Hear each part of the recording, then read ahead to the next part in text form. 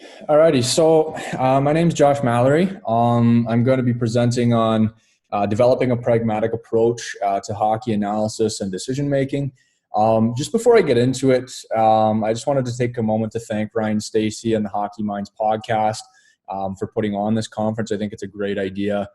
There's so many other talented people and bright minds participating in this event, and I can't wait to kind of see what everybody else has in store for the presentations. So without further ado, let's get right into it. So a little bit about me.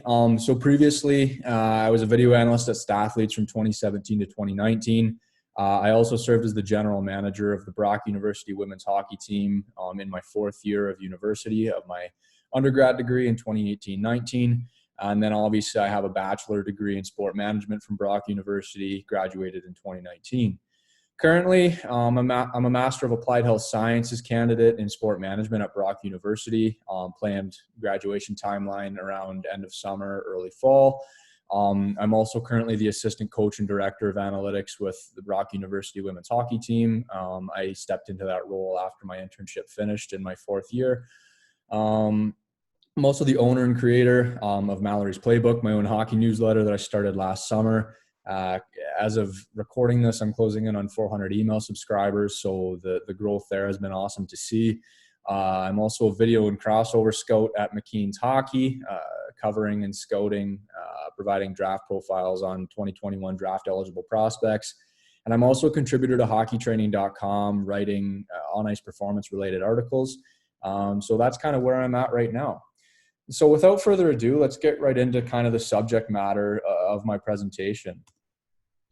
So just to start off right off the bat here, so really two reasons behind people's really disagreement over analytics. And, you know, it's kind of taken on the name analytics wars over the last several years or so. But to me, there's two real reasons behind it. One, humans are resistant to change naturally. And two, humans don't like being wrong. And this goes for both sides, you know, whether it's traditionalists or people more so on the very statistically heavy side of things. People really don't like, you know, opinions that may disagree with their own. And at the end of the day, I think this is really on both sides. These two critical factors are what really generate a lot of the conflict there. So the goal of sound hockey analysis, at least to me, is flipping the goal from trying to be right as often as possible to trying to be wrong less often. And this is really a shift in mindset, because when we try to achieve being right, inherently our egos kick in. Humans inherently don't like feedback from others. We're very ego-driven creatures. And when we try to be less wrong, you know, we'll scour any and every possible method to avoid wrongness, which is a term I'm going to coin for the purposes of this presentation, whether it's a word or not. So to me, there's two methods of being less wrong. One is starting with I think, so a subjective or you know, an eye test, a visual kind of idea or observation, and then you can challenge or confirm it with I know. So that's statistical, you know, or data analytics kind of approach to challenge or confirm that idea. Secondly is starting with this is what, so an objective, overarching, general observation, usually data driven, and then you use this is why to help explain. So ours more subjective, eye test, contextual kind of perspective. So this is where the pragmatic paradigm and mindset really enters the game here. So for those that are unfamiliar, the meaning of a paradigm is really, you know, just social worlds where research communities exert a powerful influence over the beliefs we consider to be meaningful and the actions we accept as appropriate. And you'll notice throughout this presentation, a lot of these academic references that I'm making actually come from my thesis research, my master's research at Brock, all invaluable resources that have really kind of shaped my philosophies on the game, and really how I've been able to take a lot of these concepts and apply them to how I view and analyze the game of hockey.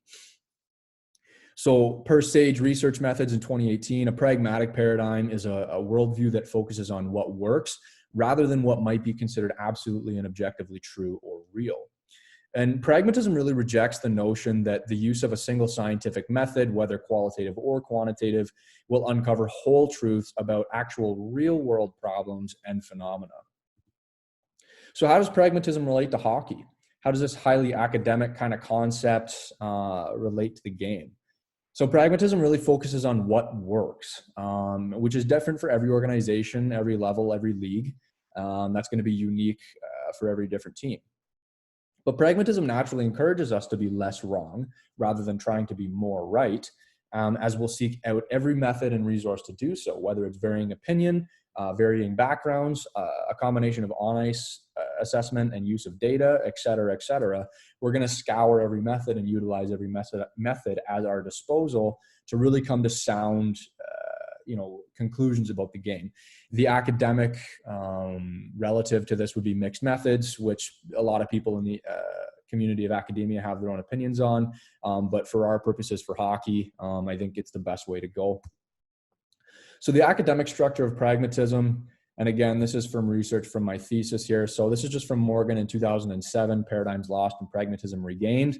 So just looking at pragmatism really as an alternative to the key issues in social science research methodology. So we can see the breakdown there, the contextualization of qualitative approach, a strictly quantitative approach, and then where pragmatism kind of enters the fold and allows us to maybe change, how we connect theory and data, the relationship that it holds to the research process as a whole, as well as our ability to inference from our data and our findings. So the qualitative approach, or the eye test, with a qualitative approach, you're starting with induction. So you're looking to develop a theory, which leads to subjectivity at our next step, which is I think so-and-so or this and this, which obviously leads to context. And that's the this is why element that I've talked about. Then with our quantitative approach, which our analytics approach, we start with deduction. So any kind of objective approach is going to use deduction, which looks to test an existing theory, which leads us to objectivity, or I know. And beyond that, obviously generality. So an overarching general, this is what. And then this is the beautiful part about pragmatism and arriving at whole truths. So with pragmatism, we start with abduction, which is starting really with an observation, which moves us down the line here to intersubjectivity. And this circles back to the idea I just touched on and avoiding wrongness and arriving at sound conclusions. So intersubjectivity, you can either start with I think, so an objective observation, and challenge or confirm with I know, or start with this is what and subsequently explain it with this is why. So context, or the eye test, so to speak. And this kind of moves us down the ladder then to transferability. And the beauty of pragmatism is that when we utilize both methods and combine both qualitative and quantitative, we can really generate valuable and actionable insight.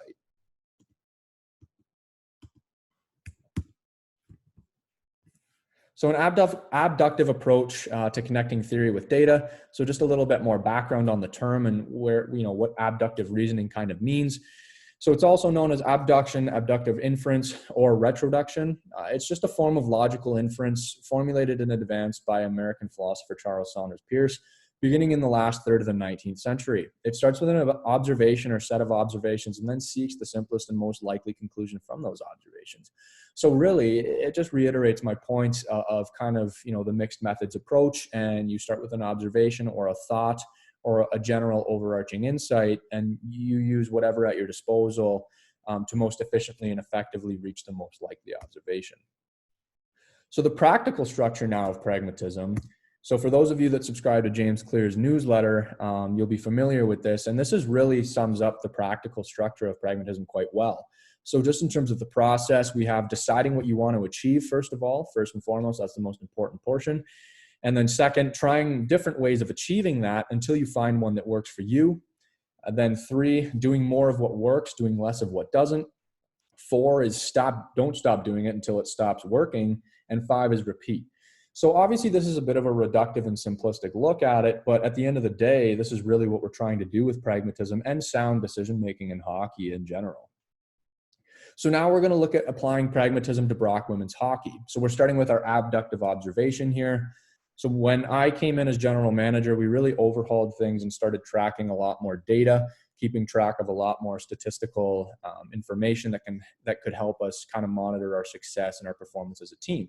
So what we discovered in 2018-19, and very likely years before that, is that we were a very poor puck possession team and shot share team, or Corsi, often relying on stellar goaltending to win us games that we probably didn't have any business winning. As a program heading into 2019-20, we had become much younger, but also much deeper, and we still had really great goaltending. So we really wanted to improve on two key statistical areas in 2019-20. So now this is the portion of pragmatism where we're deciding what we wanted to achieve. Obviously winning, obviously success, that's any team. But for us specifically, we wanted to become a better possession and shot share team, first and foremost. And secondly, this is a really key one for us and a really key performance indicator, is focusing on generating a higher percentage of our shots on goal from high danger relative to our opponents, which is denoted herein as percentage of shots on goal in high danger relative. So just continuing deciding on what we wanted to achieve. Our philosophy on it, and this is where pragmatism kind of comes in, is the beauty of combining our knowledge of the game, but also, some statistical concepts that just logically make sense. Is all things being equal, shot share wise, or if we could become a superior core C4 shot for and high danger team, having a higher percentage of our attempts and shots come from high danger than our opponents should, over time, equal more goals and more wins. So how we wanted to achieve it tactically, initially with a 2-3 offensive zone forecheck, among other systems and factors. And this is where our pragmatic mindset really comes into play here, where we're keeping track of, a lot of qualitative things, a lot of tactical things, and as well as a lot of statistical indicators and performance aspects. So we just felt, initially the 2-3 suited our team structure the best and would allow us to control the middle of the ice more effectively, as well as force more turnovers between the tops of the circles on the blue line, which is a really key area we wanted to focus in on. And then now we're into the element of pragmatism of finding what works for us. So just to preface it a little bit, we started the season with a 2-3 forecheck through our first 9 games. Metrics of note through our first 9 games, we were a 53% Corsi 4 team, a 53% shots 4 team, and a 54%, high danger shots 4 team. So good, right? Surely a huge improvement on 2018-19, where we were maybe a 40 to 45% possession team, high danger team, shots 4 team, et cetera, et cetera. So surely a huge improvement. You'd think that, our record was stellar out of the gate, first 9 games. And this is where we get into doing more of what works and less of what doesn't. So we started the season 3-6 with a -6 goal differential. Despite our good underlying numbers, we needed results too in such a short season. The OUA season for women's hockey is 24 games. There's not a lot of wiggle room in there to, go on really poor runs. So in terms of pragmatism, this is where we kind of flip the switch. And this is where, instead of trying to be right and achieve correctness with our 2-3 forecheck, despite our strong process numbers and poor results, we recognized we really needed a change. And so we shifted to a more aggressive 2-1-2 offensive zone forecheck that really empowered our players more and suited our play style that really emerged as the season progressed. So instead of digging our heels in and, we adjusted and switching to a 2-1-2. So what were the results from that, as well as some other alterations? This is where we get into doing more of what works and less of what doesn't. So we made this pivot after 9 games. We cut our losses. We said, you know what? This isn't working. We're going to stop trying to be right, and we're going to admit that we are wrong. We're going to try and be wrong less often.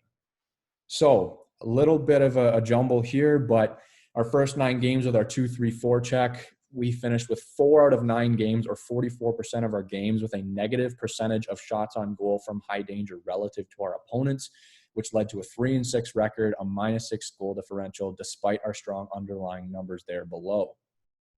In our final 15 games, on a flip of a switch, when we switched to our 2-1-2 aggressive forecheck that really fit our style better and the feel of the team better, we still only had 4 games out of 15, so 27% of them, with a negative percentage of shots on goal in high danger relative to our opponents. That generated a record of 11-4, a goal differential of 8+8, and still pretty relatively strong underlying numbers. So really big switch there. And then even to emphasize on this point more is our record with a positive percentage of shots on goal in high danger relative to our opponents. Now we're looking at an 11-5 record on balance on the season with a +9 goal differential. And our record with a negative percentage of shots on goal in high danger relative, we were 3-5 with a -7 goal differential. So really telling, that's why it's a huge indicator for us statistically, And as season progresses, we continue to really tweak until we find our secret sauce and really what worked for us while continually hitting our key indicators. So, net even or positive possession and high danger team, as well as a higher percentage of our shots on goal coming from high danger relative to our opponent's percentage of shots on goal coming from high danger. And we actually, heated up so much at the end of the season that we finished our last six straight games with a positive percentage of shots on goal and high danger relative, with a record of 4-2 in those games and a +3 goal differential. So now we get into kind of our transferability of our finding segment of pragmatism. So we've made our qualitative alterations, we've made our tactical alterations, we've made our alterations to, hopefully generate better resulting on ice statistical results. And so now we look at a really strong visual here that on our vertical axis here, we've got our goal differential, so obviously wins. And then our horizontal axis here, we're dealing with our percentage of shots on goal and high danger relative to our opponents. And you can see the most predominant quadrant on this graph here. We've got our games where we had a positive percentage of shots on goal and high danger relative to our opponents and a positive goal differential, so wins. Again, 11 of those games in there, like we just touched on, that record of 11-5. And then our 5 games down here, where we had a positive percentage of shots on goal and high danger relative, but still lost the game. And then obviously a game over here, a few outliers in and around, which I'm going to get to. But our games where we had a negative percentage of shots on goal and high danger relative, but still won. And then obviously our games here, there's actually 2 games. It's one of these 2 where 2 of them we had the exact same results, but still lost. So these are losses. And with a percentage of shots on goal and high danger relative in the negative. So games that we, really on balance deserve to probably lose. And looking at this, we monitor this as the season progresses. We monitor how much it becomes a trend or doesn't. And looking back on it at the end of the season, we use it as a tool to really assess our performance. And you'll notice there's some outliers when we look over here. We've got a pretty big outlier there, an outlier here, and then some pretty big guys over here in terms of outliers relative to kind of where the pack of this data exists. And a big thing for pragmatism for us is applying context to outliers. And that's what we're going to get to here. So it's vital, as I just mentioned, as season progressed and as we look back on our year, to apply context to each game, but more so specifically to outliers to avoid overreaction and emotional decisions, after poor showings or games where, quote unquote, we shouldn't really have won that game. So we see in our top right game here, absolute domination. It was about a 37% relative percentage of our shots on goal and high danger. 57 Corsi 4 percentage, 60 shots 4 percentage, 77 high danger shots 4 percentage, and pretty solid goaltending at 909. Only won by 1 goal somehow, but that was our most dominant game of the season, no doubt. Then down here, we've got our -4 goal differential, despite having a positive relative percentage of shots on goal come from high danger. Really strong possession and underlying there, but our goaltending really was pretty subpar that game, 871 and a 714 high danger, which is far below what our average is on the season and what our goaltenders typically produce. And then this game where we squeaked out this win where we definitely shouldn't have, pretty obvious right away, 960 goaltending, 44% Corsi 4, and 18% high danger shots 4. So really a game we had absolutely no business winning. I believe compared to this game, this was like a -35% sort of thing in terms of percentage of shots on goal and relative, high danger relative.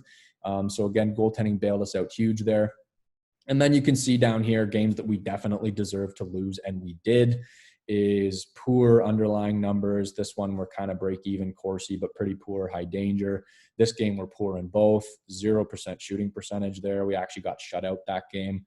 And both games were just okay to poor goaltending, where we definitely deserve to lose. So when you look at the pack of data here, a lot of things really make sense with a lot of the results. And then we always try to apply context to our outliers so that we're not overreacting and making an emotional decision on any kind of outcome, whether it's a big win or a big loss. So key takeaways here from applying pragmatism to Brock women's hockey, and just applying it to hockey in general. Our success in 2019-20 really wouldn't have been possible if we had tried as a staff to be right and dig our heels into the factors that weren't contributing to our success in the first 9 games.